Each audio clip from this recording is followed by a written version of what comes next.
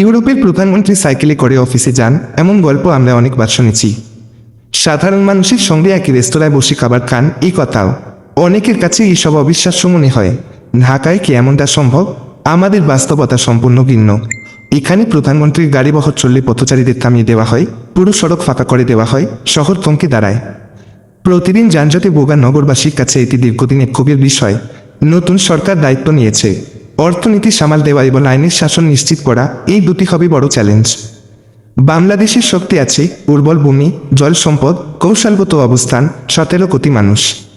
দুর্বলতা আছে অদক্ষ ব্যবস্থাপনা, শৃঙ্খলার ঘাটতি। সঠিক পরিকল্পনা, সঠিক মানুষকে দায়িত্ব দেওয়া, স্বচ্ছতা ও জবাবদিহি নিশ্চিত করা, এসবই সাফল্যের শর্ত।